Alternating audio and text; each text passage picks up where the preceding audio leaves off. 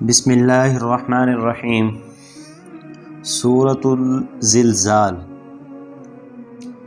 زلزال کا مطلب ہوتا ہے یہ زلزلے سے ہے۔ زلزلے کا مطلب ہوتا ہے ہلا دینا اور گرجنا، کانپنا، یہ سارے اسی کے معنی آتے ہیں۔ تو سورۃ الزلزال کا پچھلی صورتوں کے ساتھ جو تعلق ہے وہ یہ ہے کہ سورۃ البینہ کے اندر، یعنی پچھلی صورت کے اندر کفار کا تذکرہ ہوا اور کفار کو جو اللہ نے سزا دینی ہے اس کا تذکرہ ہوا۔ اس صورت کے اندر وہ یہ بتایا جائے گا کہ کفار کو یہ سزا کب دی جائے گی۔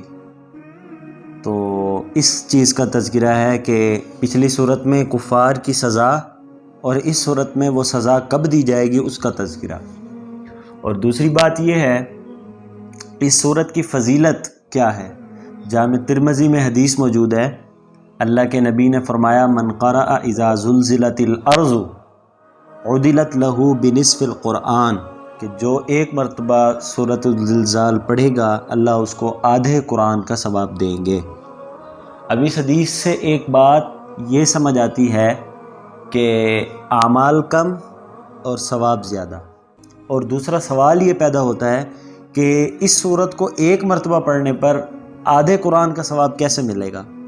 وہ اس لیے کہ دو چیزیں ہوتی ہیں، ایک ہوتا ہے اعمال اور ایک ہوتا ہے اعمال کی جزا دینا۔ تو پورے قرآن کے اندر دو چیزیں بیان ہوئی ہیں، یا تو اعمال کا تذکرہ ہوگا یا جزائے اعمال کا تذکرہ ہوگا۔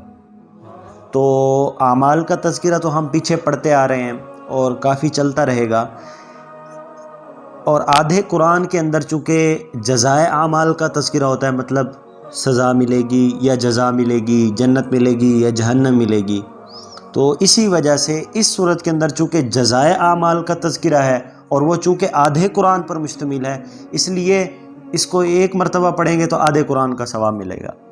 تو اس صورت کو ایک مرتبہ پڑھنے پر آدھے قرآن کا ثواب اس وجہ سے ملتا ہے۔ سورۃ الزلزال، اس کے اور بھی کئی سارے معنی آتے ہیں، یعنی سورۃ اذا زلزلت الارض بھی کہا جا سکتا ہے، اس کو سورۃ القیامہ بھی کہا جا سکتا ہے، اسی طرح اس کو سورۃ الزلزال بھی کہا جا سکتا ہے۔ اللہ فرماتے ہیں اذا زلزلت الارض زلزالہا، جب زمین ہلا دی جائے گی، زلزالہا اپنے بھونچال سے، واخرجت الارض اثقالہا، اخرجہ کا مطلب ہوتا ہے کسی چیز کو نکالنا، ایک ہوتا ہے خروج اور ایک ہوتا ہے اخراج۔ خروج کا مطلب ہوتا ہے نکلنا، اخراج کا مطلب ہوتا ہے نکالنا۔ تو یہ باب افعال سے ہے اور افعال متعدی سے ہوتا ہے۔ تو یہاں ترجمہ یہ نہیں ہوگا کہ زمین نکلے گی، نہیں، زمین نکالے گی۔ اثقالہا، اپنے بوجھ کو، اپنے وزن کو۔ وقال الانسان ما لہا، اور انسان کہے گا ما لہا، اس زمین کو کیا ہو گیا ہے۔ یومئذ تحدث اخبارہا، جس دن تحدث کا مطلب ہوتا ہے خبر دینا، بیان کرنا، کسی چیز کی بات کرنا۔ تو جس دن زمین بتائے گی اپنی خبروں کو، بِأَنَّ رَبَّكَ أَوْحَى لَهَا، یہ خبریں کیوں بتائے گی؟ بِأَنَّ، اس لیے کہ آپ کے رب نے اوحا لہا، یہاں اوحا کا مطلب وحی نہیں کریں گے، یہاں اوحا کا مطلب حکم کریں گے۔ تو ترجمہ یہ ہوگا اس لیے کہ آپ کے رب نے اوحا، حکم دیا ہے اس زمین کو، لہا، اس زمین کو حکم دیا ہے۔ یومئذ یصدر الناس اشتاتا، جس دن یصدر الناس، لوگ لوٹیں گے، اشتاتا، اشتاتا کا مطلب ہوتا ہے مختلف گروہوں کے اندر، جس دن لوگ لوٹیں گے مختلف گروہ کی حالت میں۔ کیوں لوٹیں گے؟ لیروا اعمالہم، تاکہ دکھائے جائیں وہ اپنے اعمال، تاکہ دکھائے جائیں، یہ نہیں کہ وہ دیکھیں گے۔ یہ ترجمہ تب ہوتا جب فعل مضارع سے یہ صیغہ آتا۔ لیروا یہ فعل مجہول ہے، تو یہ مضارع مجہول ہے، تو یہاں ترجمہ یہ ہوگا دکھائے جائیں گے وہ اپنے اعمال۔ فمن یعمل مثقال ذرہ، پس جو عمل کرے گا مثقال ذرہ، ذرے کے برابر، مثقالہ کا مطلب ہوتا ہے برابر، ذرہ کہتے ہیں چھوٹی سی چیز، اس کے آگے تفصیل کروں گا۔ فمن یعمل مثقال ذرہ، پس جو عمل کرے گا ذرے کے برابر، خیرا یرا، یعنی نیکی، یرہ تو وہ اس نیکی کو دیکھ لے گا، ومن یعمل، اور جو عمل کرے گا مثقال ذرۃ شرا یرا، ذرے کے برابر برائی، یرہ تو وہ اس کو دیکھ لے گا۔ یہ اس کا ترجمہ ہے۔ اس صورت کے اندر قیامت کے احوال کا تذکرہ ہے۔ اللہ نے پہلی آیت فرمائی کہ جس دن زمین ہلا دی جائے گی۔ جب اصل میں اس آیت سے پہلے ایک بات مقدر ہے، مقدر کا مطلب ہوتی ہے چھپی ہوئی، جب وہ بات معلوم ہوگی تو پھر یہ پہلی آیت کا ترجمہ سمجھ آئے گا۔ اصل میں یہاں یوں کہا جائے گا کہ قیامت کب آئے گی، اس کا جواب اللہ دے رہے ہیں، اذا زلزلت الارض زلزالہا، جب زمین ہلا دی جائے گی اپنے بھونچال سے۔ یہ اس کا جواب دیا ہے۔ سوال کیا تھا؟ قیامت کب آئے گی؟ جواب اذا زلزلت الارض زلزالہا، جب زمین اپنے بھونچال سے ہلا دی جائے گی۔ اب یہ زمین کیوں ہلا دی جائے گی، اس کا جواب آگے اللہ نے دیا، وَأَخْرَجَتِ الْأَرْضُ أَثْقَالَهَا، تاکہ یہ زمین اپنے بوجھوں کو نکالے۔ یہ زمین اس لیے ہلائی جائے گی۔ اچھا، زمین ہلائی جائے گی، یہ زلزلہ جو ہے یہ نفخہ ثانیہ کے وقت آئے گا۔ دیکھیں، 2 مرتبہ سور پھونکی جائے گی، ایک پہلی مرتبہ، ایک دوسری مرتبہ۔ پہلی مرتبہ جو سور پھونکی جائے گی اس کا مقصد یہ ہوگا کہ زمین پوری کی پوری، اس کے اندر جتنی بھی ساری چیزیں فنا ہو جائیں گی۔ اور دوسری مرتبہ جو زمین ہلائی جائے گی تو جو زمین میں مردے موجود ہیں تو یہ سارے زندہ ہو جائیں گے۔ تو یہاں پر جو زمین ہلانا اللہ نے ذکر کیا ہے، اس سے مراد نفخہ ثانیہ ہے، اس سے مراد دوسری مرتبہ جب سور پھونکی جائے گی وہ مراد ہے۔ اب اس کی دلیل یہ ہے کہ اس کے بعد سارے جو اللہ نے ذکر کیے ہیں احوال، وہ سارے قیامت کے ہیں، اس لیے کہ دوسری سور کے بعد قیامت شروع ہو جائے گی۔ تو اس صورت میں جو پہلی زمین کو ہلانے کا ذکر کیا ہے پہلی آیت میں، اس سے مراد نفخہ ثانیہ ہوگا۔ اس کی دلیل وہ یہ کہ آگے قیامت کے احوال شروع ہو رہے ہیں، اور دوسری مرتبہ جب سور پھونکی جائے گی اس کے بعد بھی قیامت شروع ہو رہی ہے۔ تو اس وجہ سے یہ پہلی آیت میں جو زمین ہلائی جائے گی، اس سے مراد دوسری مرتبہ جب سور پھونکی جائے گی تب ہلانا ہے۔ اور یہ کیوں ہلایا جائے گا اس کا جواب آگے اللہ دے رہے ہیں، وَأَخْرَجَتِ الْأَرْضُ أَثْقَالَهَا، اور زمین اپنے بوجھوں کو نکال دے گی، اس لیے زمین کو ہلایا جائے گا۔ أَثْقَالَهَا، زمین اپنے بوجھوں کو نکال دے گی، اس سے مراد یہ ہے جو اس میں مدفون ہے، جو اس میں خزانے موجود ہیں۔ خزانے سے مراد جو سونا، جو کوئلہ، جو معدنیات اور جو قیمتی چیزیں زمین کے اندر اللہ نے چھپائی ہوئی ہیں، وہ ساری کی ساری باہر نکل آئیں گی۔ صحیح مسلم کی حدیث ہے، رسول اللہ صلی اللہ علیہ وسلم نے فرمایا کہ قیامت کے دن جب یہ پھونکی جائے گی اور زمین اپنے بوجھوں کو نکالے گی، اس میں وہ سونے اور چاندی کے پہاڑ ہوں گے، وہ بھی باہر نکل کے ایسے پڑے ہوں گے۔ اور ان چیزوں کی ناقدری کو دیکھ کر جو قاتل ہوگا وہ بڑا حیران ہوگا اور کہے گا اس سونے کے لیے، اس قیمتی سامان کے لیے میں نے فلاں کو قتل کیا تھا۔ اور جو چور ہوگا وہ کہے گا اس قیمتی سامان کے لیے میں نے اپنے ہاتھ کٹوائے تھے۔ اور اسی سامان کو دیکھ کر بڑے بڑے گناہ گار لوگ کہیں گے کہ اس کے لیے ہم نے اپنا ایمان بیچا تھا، اس کے لیے ہم نے دھوکہ دہی کی تھی، اس کے لیے ہم نے لوگوں کو ذلیل کیا تھا، آج دیکھو کیسی اس چیز کی ناقدری ہو رہی ہے، اور وہ کیسے ایک بے یار و مددگار وہ چیزیں ساری کی ساری پڑی ہیں۔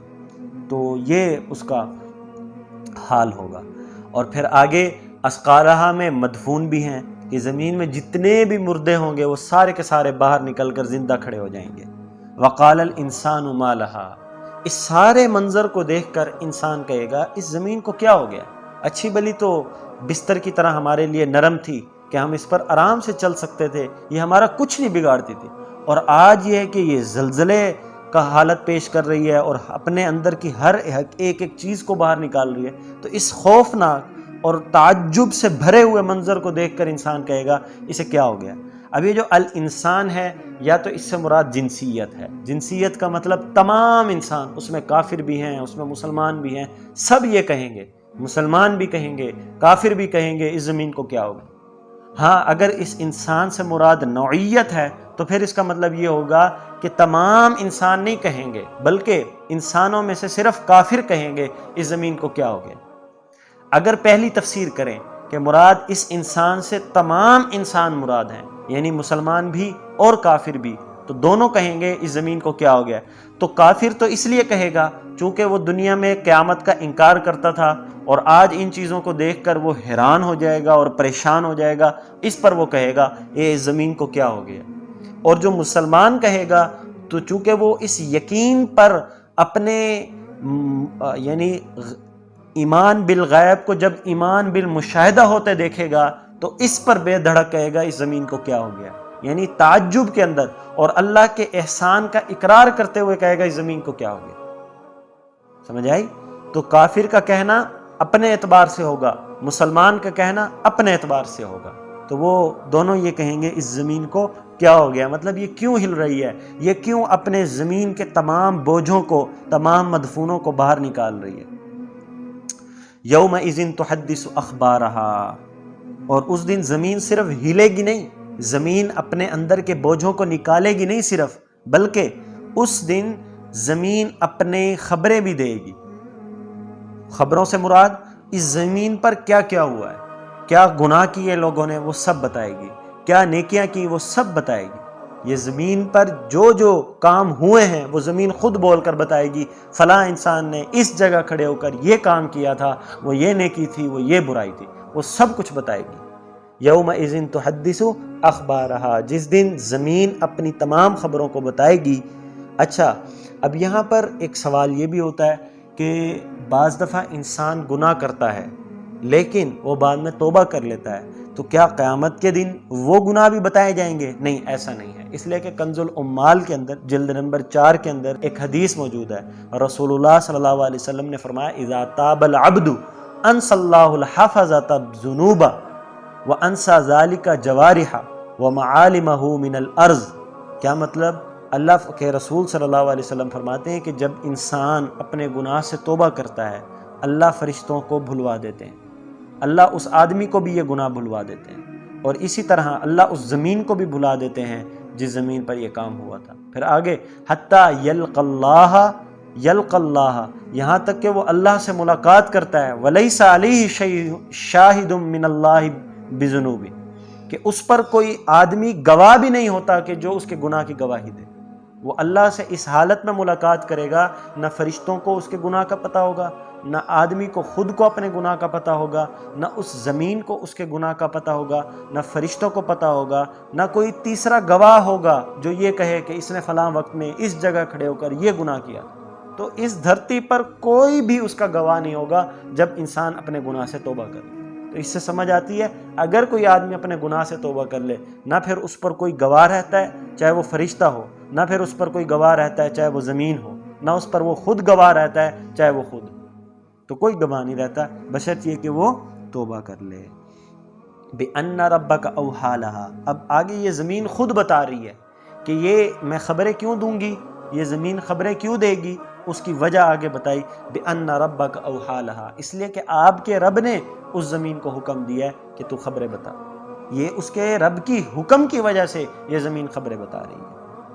آگے فرمایا یومئذ یصدر الناس اشتاتا، جس دن لوگ لوٹیں گے مختلف گروہوں، یعنی مطلب یہ کہ قیامت کے دن جب حساب کتاب سے فارغ ہوں گے تو پھر لوگ واپس لوٹیں گے اپنے اپنی جگہوں پر۔ جگہوں سے مراد جس کے لیے جنت کا فیصلہ تو وہ جنت کی طرف، جس کے لیے جہنم کا فیصلہ وہ جہنم کی طرف لوٹے گا۔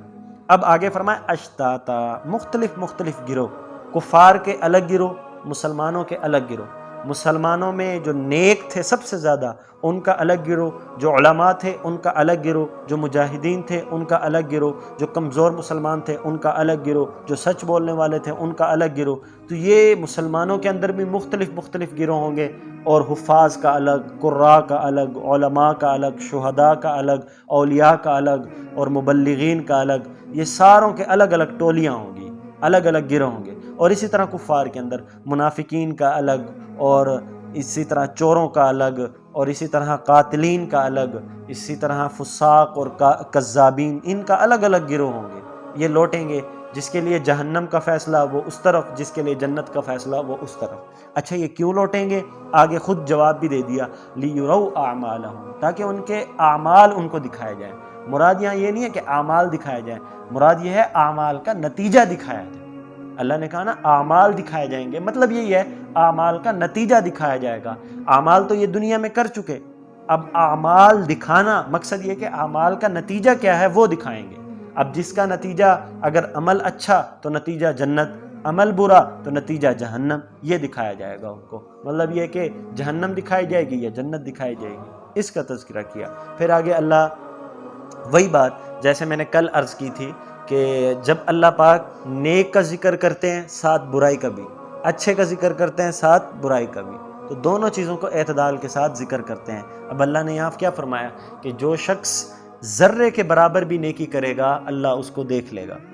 مطلب یہ ہے کہ جو تھوڑی سی بھی چاہے چھوٹی سی بھی نیکی کرے، ذرہ پتہ کسے کہتے ہیں؟ ذرہ کی دو تفسیریں ہیں، یا تو ذرہ کہتے ہیں جو عربی کے اندر ذرہ اس کو کہتے ہیں جو سرخ چوٹی ہوتی ہے نا، اس سے بھی چھوٹی چیز کو ذرہ کہتے ہیں، اور دوسری تفسیر یہ ہے کہ ذرہ کہتے ہیں جیسے ہوا کے اندر آپ دیکھیں گے چھوٹی چھوٹی جھاڑ سی پھر رہی ہوتی ہے نا، یعنی گرد و غبار سی، اس کے اندر جو ذرات جو نہ پکڑنے میں آتے ہیں نہ محسوس ہونے پہ آتے ہیں، بس دکھائی دیتے ہیں، اسے ذرہ کہتے ہیں۔ تو یعنی اگر کسی نے اتنی چھوٹی سی بھی نیکی کی ہوگی، قیامت کے دن اللہ اس کا بدلہ عطا کریں گے۔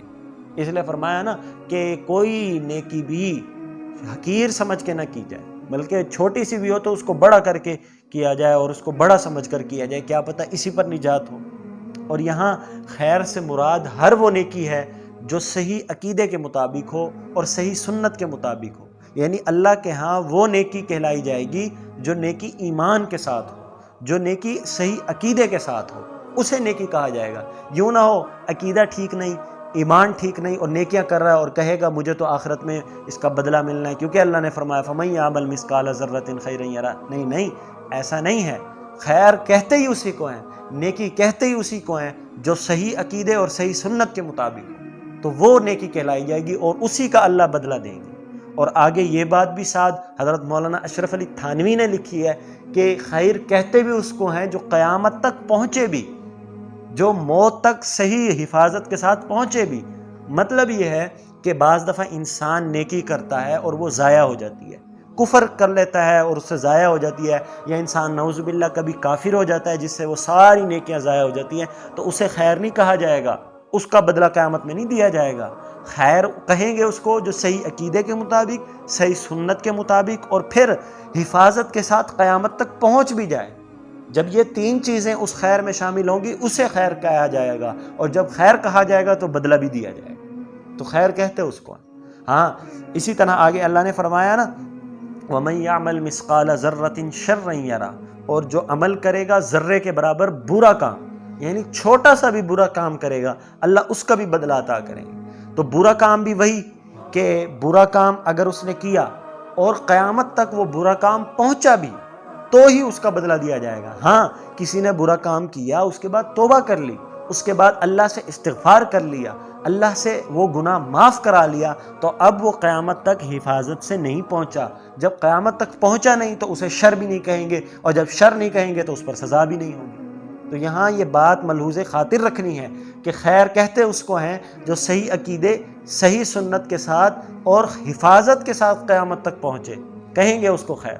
اور جو شر ہے وہ بھی یہی کہ قیامت تک وہ حفاظت سے اگر برائی پہنچ جاتی ہے تبھی اس پر اللہ سزا دیں گے۔ ہاں موت سے پہلے یا موت کے بعد کسی بھی طریقے سے اس کے گناہ معاف کروا لیے گئے، اور یا وہ گناہ معاف ہو گیا اور وہ گناہ سے بدل کر نیکی بن گئی، تو اب وہ شر نہیں رہا، اب اس پر سزا نہیں دیں گے، اب اللہ اس پر جزا تو دے سکتے ہیں لیکن سزا نہیں ہوگی۔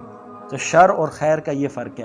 اور اسی طرح وَمَن يَعْمَلْ مِثْقَالَ ذَرَّةٍ شَرًّا يَرَهُ، کہ جو تھوڑی سی بھی برائی کرے گا اللہ اس کا بدلہ بھی عطا کریں گے، یعنی نہ نیکیوں کا چھپا ہوگا اور نہ برائیوں کا چھپا ہوگا، بلکہ سب کچھ اس دن ظاہر ہو جائے گا اور ایک ایک چیز کا بدلہ اللہ عطا کریں گے۔ تو یہ اس پوری صورت کا خلاصہ ہے کہ اللہ نے اس صورت میں قیامت کے احوال ذکر کیے ہیں، اس لیے کہ پورے قرآن میں 3 موضوعات ذکر کیے ہیں: توحید، رسالت اور قیامت۔ توحید کا مطلب اللہ کی وحدانیت کے یا تو تذکرے آئیں گے، یا اللہ کے رسول کے تذکرے آئیں گے، یا قیامت کے تذکرے آئیں گے۔ تو اللہ جگہ بدل کر کبھی رسالت، کبھی توحید، اور اب یہاں قیامت کا ذکر کرنے کا ایک مقصد تو یہ ہوتا ہے تاکہ اللہ پاک قیامت کا ذکر کریں، اس سے جو لوگ مومن ہیں ان میں مزید نیکی کا شوق پیدا ہو کہ آج ہم مشقت میں ہیں، کل اللہ پاک ہمیں قیامت کے دن ان ساری چیزوں کا بدلہ دے گا اور ہمیں جزا ملے گی اور ہم جنت جائیں گے۔ اور قیامت کا تذکرہ کرنے کا دوسرا یہ مقصد ہوتا ہے تاکہ جو کفار ہیں، جو گناہ گار لوگ ہیں، جو غافل لوگ ہیں، وہ ان چیزوں کو پڑھیں اور ان چیزوں کو سنیں، تاکہ ان کے دلوں میں ڈر پیدا ہو اور وہ اپنے اعمال سے بچ جائیں کہ آج تو ہم اعمال کر رہے ہیں، گناہ کر رہے ہیں، کل ہمیں اللہ کے سامنے حاضر ہونا ہے تو ہم کیسے جواب دیں گے۔ تو دو مقصد ہوتے ہیں قیامت کے تذکرے کے، پہلا یہ کہ نیک لوگوں کے لیے تاکہ ان میں شوق پیدا ہو اور وہ مزید کریں تاکہ آخرت میں ان کو جنت ملے، اور دوسرا مقصد کافروں کے لیے ہوتا ہے تاکہ وہ اپنے اعمال کو چھوڑ دیں، تاکہ آخرت میں وہ کل اللہ کے سامنے جب جواب دیں ہوں تو ان کے پاس کوئی نہ کوئی جواب موجود ہو۔ تو یہ اس پوری صورت کا خلاصہ تھا کہ جس کے اندر یہ خاص طور پر بیان کیا گیا کہ زمین پر، اس روئے زمین پر انسان اپنی زندگی کے اندر جو کچھ کرے گا اس میں سے کچھ بھی نہیں چھپنے والا، چاہے وہ نیکی ہے چاہے وہ برائی ہے۔ اگر وہ خود بھی چھپانا چاہے تو زمین سب کچھ بتا دے گی۔ تو اس سے پتہ چلا ہمیں اپنے اعمال جو ہیں وہ اس پر خاص طور پر نظر رکھنی چاہیے کہ ہمارے اعمال کی کل اسی زمین نے جس پر ہم کھڑے ہو کر رہے ہیں، چاہے وہ نیکی چاہے وہ برائی، اس کا حساب یہی زمین خود دے گی، اس کا حساب، اس کی خبر خود یہ زمین، اس کی گواہی خود یہ زمین اللہ کے سامنے دے گی۔